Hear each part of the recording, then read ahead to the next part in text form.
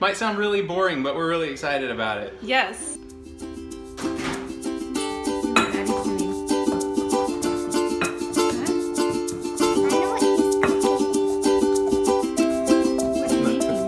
Smooshing animal crackers. For some lemon bars. With all the bad weather, we haven't made it to the property this weekend, which would have been nice. In the meantime, we can talk about what we're going to live in on the property and how we decided what we're going to live in. So the big reveal, we're going to live in a mobile home. Manufactured home, which might sound really boring, but we're really excited about it. Yes, it sounds, and it also sounds kind of crazy because we would not have... I should have done a drum roll. I know. We would not have naturally come to that conclusion, so we'll have to let you know. Yeah, we pretty much swore off manufactured homes from the beginning. There's a little bit of flour in there, that's okay. Yeah. 20 minutes. When we first started looking for properties, we thought we would find, well, we'd been watching a lot of Fixer Upper on HGTV or whatever channel it was on, and thought we were going to find a 2 to 5 acre property with an older, probably ranch style house, something like that, an older house that needed help and was not in the prettiest condition, but that we could fix it up and make it nice and then do a little homestead on the property. And finding that 2 to 5 acre property didn't go so well. Impossible.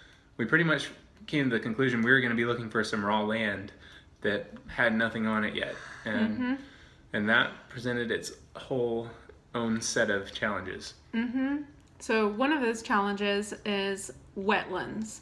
Around here, there are wetlands everywhere. And I was told by a contractor, I think, that pretty much every single property that you find around here, if it's more than 1 acre, it's going to have wetlands on it. So you kind of have to accept that. But if it's all wetlands, then it's unusable, especially if it's wetlands and wooded, which was something else we were coming across. Yeah, part of homesteading, it helps to have some clearing on the property. Obviously you can clear land, but the more that you have to clear, the less work you have to do, the better.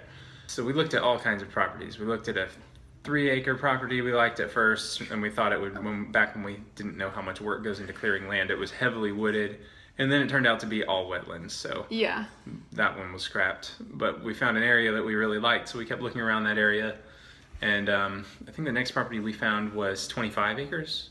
Was that the 25 acres? 2 acres. Oh yeah, there was a 2 acre property that was just a little bit farther than we wanted to go. And it was near railroad tracks, which was another problem around here. There are railroad tracks everywhere.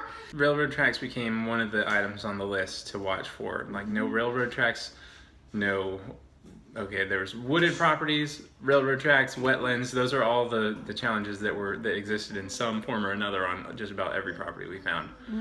And so... And the prices varied dramatically. A lot of people want a premium price for wooded wetlands next to railroad tracks. We kind of came to this property just by eliminating everything else and ended up looking in an area we had not even looked before. But going back to the house, the first house that we thought of was a log cabin. I think that was the first one. Oh yeah, so we thought of all kinds of ways of putting a structure on the property. Yeah. There were different kinds of kit homes that we were looking at. We watched a lot of Becky's Homestead, and she had her dream cabin that she built, and we were like, let's do that. Let's build a log cabin. I'd love to live in a log home. I would. Yeah. But there's a reason that, well, I don't know, they're expensive. The materials. Unless you're planning to do it yourself. Yeah, completely. I guess there's a reason people do them themselves, because the cost of having a log home built is, along with the cost of the log home itself, is above average. So after we kind of scrapped the log home idea, we started looking into some more unconventional building options, and one of them was a steel building. A steel building. Yeah. And we thought that that was the coolest thing. I mean, we knew that like not a lot of people would necessarily like that, but it just seemed really cool. If it was as obtainable as we thought it would be when we first thought of the idea. Yeah, the biggest thing with that was trying to coordinate all of the people that you would need to work on all the different parts. So if you go to build a house with one contractor, that contractor takes care of everything from the foundation to the finishes. But with a steel building, that's not easy. You can't really find that. So you'd have to like coordinate everyone, and by the end of it, it's going to cost you a lot more than we had thought. And one of the things was that if it was just the two of us, we could manage in rough conditions for longer, but we have two little girls, and so that just doesn't really work very well to have to plan on a long living in a tent on you can't you just I mean think so. It's not for us. There's some people that do it. Maybe but if it's we not retire for us. we can live in a tent and build a log cabin, but yeah, once the kids have grown up, 18 years from now. So yes, so then the next thing we went on to was, well, what about a stick-built house? So we were seriously considering that for a while, but one of our big goals in the whole move was to keep our living expenses at the same point or less than what they had been. So we wanted to take the equity from our old house and put it into our new property and not owe any more than we did on our old house. So we thought about going the traditional stick-built route, but with that, we would have had to buy a piece of property that was very, very inexpensive. And we did, and that was the 2-acre that we looked at. The one that was just too far away. Yeah. And a little hard to picture all the different things we wanted to do on it. Mm-hmm. And so plus the total price when you put all of it together, it really limited the amount that we could spend on property. And the biggest part of this was going to be where the property was located. Was going to, that's the biggest thing that you can't change. We could always, build something later on a piece of property if we don't build if we put something temporary on it, but you can't move the property. So we decided to focus on that and make that the priority, and started looking at the bigger acreages where the price per acre seemed to be more reasonable once you started looking like 10 acres and up. So we looked at, we made a few offers on 25 acres, on 11 acres, and those fell through for various reasons, mostly because of the people who lived in the area making it very difficult. Yeah, one of the things that you'll find if you're trying to find property in the country, if it's like really the country, is that there are family feuds. Like it's a real thing. And so sometimes they don't like newcomers, and they're, even if it's for sale, they're just not gonna sell to you. They're not gonna make it easy anyway.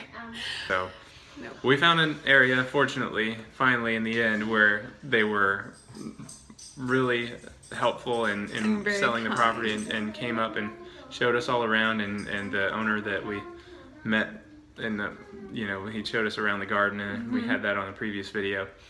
Like the way you picture the country being, and the way everyone, seems to think that it is, that people out in the country are nice and help each other out, and So once we decided to focus on the land, that's when we started to look for cheaper housing.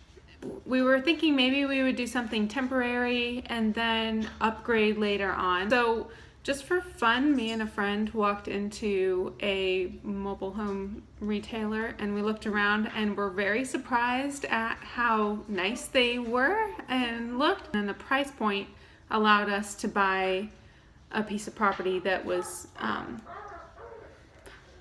not 2 wooded acres. So, and allowed us to buy our 6 1/4. A larger property. If we'd ended up with 2 acres, we really would have had to rule out some things that we've really wanted to do and been excited about. And then we ended up going with a mobile home retailer who's also the, what do they call it? The factory owners in a town a couple hours away. We really liked all of their options. We basically beefed up the structure of the house so that we can see living in it for a really long time, and we're really excited. We're putting it on a permanent foundation. We're putting a metal roof in. That'll last forever. And then we're having the walls, they're going to be 2x6 wall construction instead of 2x4. So it's also going to look really pretty, and I'm looking forward to doing a house tour and seeing it myself, because I'm